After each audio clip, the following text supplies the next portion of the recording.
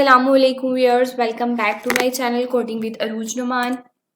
अगर आप पाइथन के पेड कोर्सेज को फ्री में लर्न करना चाहते हैं तो जल्दी से बेल आइकन को प्रेस कर दें और मेरे चैनल को कोडिंग विद अरूज नुमान को सब्सक्राइब कर दें। आज का हमारा टॉपिक है पाइथन नेस्टेड लूप्स। लूप्स में हम एक एक्शन को इतने टाइम्स परफॉर्म करते हैं अंटिल कि हमारा एक पर्टिकुलर गोल अचीव हो जाए। पाइथन के अंदर हमारे पास 3 टाइप्स के लूप्स हैं, while loop, for loop and nested loop. For loop के अंदर हम एक एक्शन को परफॉर्म करते हैं several times given sequence of items पे कि हमारी जो पर्टिकुलर कंडीशन है वो हमारे पास अचीव हो जाए। जैसे जैक अपना नाम अगर 10 टाइम्स राइट करना चाहते हैं तो हम 10 टाइम्स आइट्रेशन को परफॉर्म करेंगे अंटिल के जैक का नाम 10 टाइम्स राइट हो जाए। फॉर लूप के अंदर आपके पास नंबर ऑफ आइट्रेशंस डिफाइन होती हैं। जो ही आपका पर्टिकुलर गोल अचीव कर जाता है वहीं पे आपका फॉर लूप टर्मिनेट कर देता है। अगर हम वाइल लूप की बात करें तो वाइल लूप में आपके पास नंबर ऑफ आइट्रेशंस डिफाइन नहीं होती। इसकी डेली लाइफ एग्जांपल ये है कि मैं आपको कहती हूँ कि आपने तब तक गाड़ी ड्राइव करनी है अंटिल कि आपको पेट्रोल पंप नहीं मिल जाता। इसमें आपके पास ये स्पेसिफाई नहीं है कि कितने किलोमीटर्स आपने गाड़ी ड्राइव करनी है, और मैं आपको ये कहती हूँ कि जब आपको पेट्रोल पंप मिल जाएगा उसके बाद आपने राइट टर्न लेना है। अब आपको ये नहीं पता कि कितने मिनट ड्राइव करने के बाद आपके पेट्रोल पंप मिलेगा और उसके बाद आप राइट टर्न लेंगे। यहाँ पे नंबर ऑफ आइट्रेशंस आपके पास डिफाइन नहीं होती।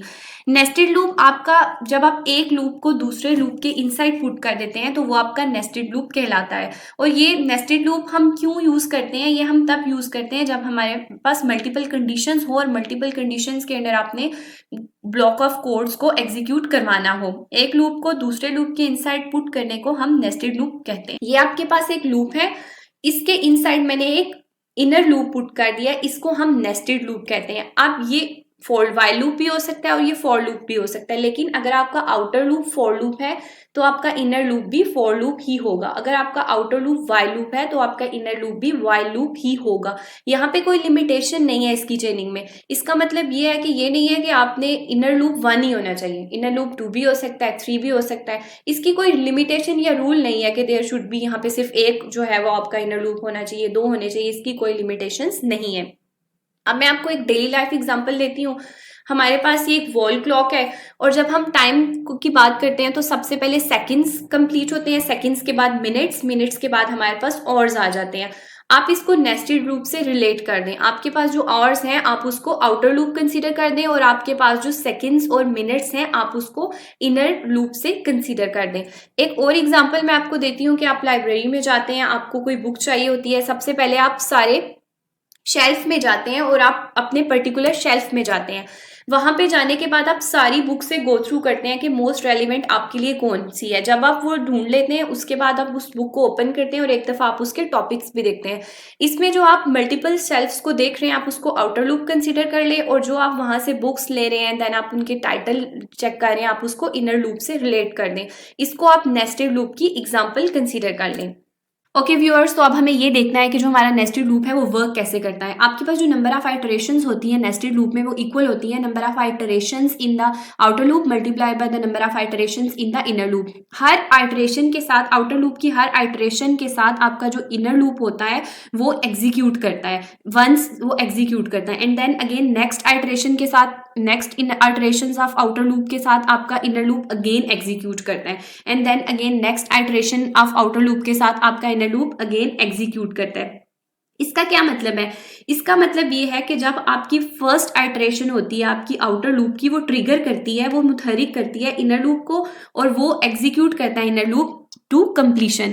देन अगेन जब आपकी अगेन सेकंड आइटरेशन होती है आउटर लूप की, अगेन वो ट्रिगर करती है, मुतहरिक करती है इनर लूप को एंड अगेन आपका जो इनर लूप होता है एग्जीक्यूट्स टू कंप्लीशन होता है। और ये प्रोसेस आपका तब तक होता रहता है जब तक कि आपका आउटर लूप फिनिश नहीं हो जाता।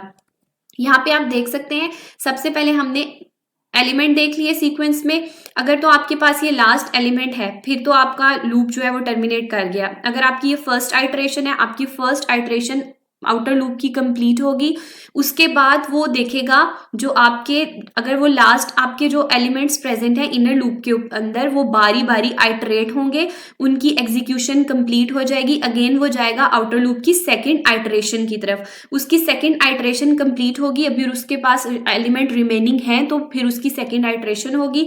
अगर सेकंड आइटरेशन है, अगर उसके पास अभी एलिमेंट रिमेनिंग है, अगेन आपका इनर लूप की आइटरेशंस की इनर लूप कंप्लीटली आपका एग्जीक्यूट करेगा, उसके एलिमेंट्स की आइटरेशंस परफॉर्म होंगी एंड देन वो अगर उसके पास कोई एलिमेंट रिमेनिंग नहीं है, अब वो दोबारा आउटर लूप में जाएगा और ये प्रोसेस आपका कॉन्टिन्यूसली रिपीट होता रहेगा। पहले आपकी आउटर लूप की आइटरेशन परफॉर्म हुई, फिर वो गया आपके इनर लूप को उसने कंप्लीटली एग्जीक्यूट किया, उसको एग्जीक्यूट करने के बाद आपने सेकंड आइटरेशन परफॉर्म किया आउटर लूप की और अगेन उसने आपके इनर लूप को कंप्लीटली एग्जीक्यूट किया। ये प्रोसेस आपका रिपीट होता रहेगा एंटिल कि आपकी आइटरेशन जो है या एलिमेंट्स जो है वो आपके आउटर लूप में कोई भी रिमेनिंग नहीं रहा, फिर आपका जो नेस्टेड लूप है वो टर्मिनेट कर जाएगा, वो स्टॉप कर जाएगा। अब हम देखते हैं कि हम इसको राइट कैसे करते हैं। ये सिंटैक्स है नेस्टेड फॉर लूप का। सबसे पहले हमने आउटर लूप को लिखना है for element in the sequence, फिर हमने इनर लूप को लिखना है for element in the sequence और फिर हमने यहाँ पे आपके पास इनर लूप की बॉडी आ जाएगी और यहाँ पे आपके पास आउटर लूप की बॉडी आ जाएगी। तो अब हम इसका कोड राइट करते हैं। सबसे पहले हम एक लिस्ट क्रिएट करेंगे एडजेक्टिव्स के नाम से। इसका पहला आइटम है रेड, सेकंड आइटम है इसका टेस्टी, थर्ड आइटम है इसका बिग। अब मैं सेकंड लिस्ट क्रिएट करूंगी और उसका नाम है फ्रूट्स। उसका फर्स्ट आइटम है एप्पल, सेकंड आइटम है बनाना, थर्ड आइटम है चेरी। अब मैं पहले आउटर लूप जनरेट करूंगी। आउटर लूप राइट करूंगी फॉर एक्स इन एडीजी, फिर मैं इसका इनर लूप जनरेट करूंगी फॉर वाई इन फ्रूट्स। अब मैं लिखूंगी प्रिंट x, y। अभी मैंने ये एक नेस्टेड लूप क्रिएट कर दिया है। अब मैं इसको रन करती हूँ। ये नेस्टेड फॉर लूप मैंने क्रिएट किया। मैं इसको रन करती हूँ। अब आप इसके आउटपुट में देख सकते हैं।